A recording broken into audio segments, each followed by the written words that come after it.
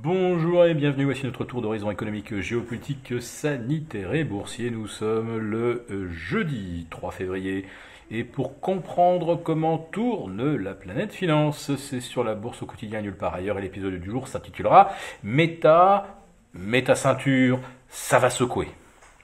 Ah oui, ça va secouer pour les actionnaires de Meta Platform, ex-Facebook, puisque dans les secondes qui ont suivi la publication des résultats mercredi soir, Meta a décroché d'abord de moins 20%, puis moins 22%, puis moins 23%, et le cours de Facebook en préouverture est équivalent à celui du 13 janvier 2021 et même de début septembre 2020.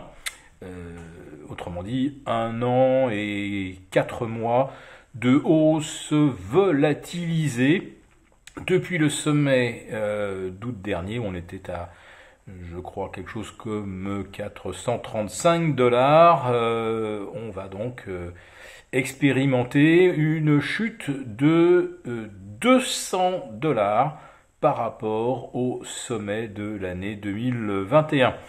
Il n'y a pas que pour Meta qu'il faut mettre sa ceinture, puisqu'on a aussi PayPal. PayPal qui chute de 25% parce que le nombre de transactions a chuté. C'est pas forcément parce que PayPal a perdu des clients, c'est parce que ses clients, qui sont souvent des gens, on va dire des classes moyennes, voire classes modestes, eh bien, ont moins de sous à dépenser. Alors bien sûr, en face, vous avez des gens qui vous disent « Mais regardez, Ferrari, c'est fantastique, il y a des listes d'attendre pas possibles, et plus les voitures sont chères, plus vous avez de demandes. » Oui, ça, c'est tout à fait exact. Aussi, ce qui ne fait que démontrer le creusement abyssal, historique, jamais vu des inégalités depuis le début de la pandémie de Covid, avec de l'argent déversé par les banques centrales directement dans les poches de ceux qui sont suffisamment proches du premier cercle pour en bénéficier. Autrement dit donc, les grandes banques, banques d'affaires, hedge funds géants, ainsi que family office de gens qui ont ici de bonnes relations. Donc ceux-là ont effectivement tous les moyens d'acheter Ferrari, McLaren, Bentley et autres Bugatti, les tout derniers modèles naturellement, sinon si vous avez suivi de l'année dernière, vous êtes déjà has-been. Eh bien, en revanche, pour le client de PayPal, eh bien, il y a moins donc de dépenses. Voilà, c'est aussi simple et c'est mécanique. Alors je vous parlais des banques centrales et de leur rôle dans ce transfert historique de richesse. Eh bien, la BCE vient de publier son communiqué à l'issue de sa réunion bimensuelle, non, bimestrielle, pardon. Pas de vraie surprise. Toujours l'espoir que l'inflation se modère d'elle-même d'ici la fin de l'année. Évidemment, aucune décision en matière de taux d'intérêt. La Banque centrale d'Angleterre, elle, a annoncé une hausse de 50 points de base qui n'a pas l'air non plus d'émouvoir beaucoup les Britanniques.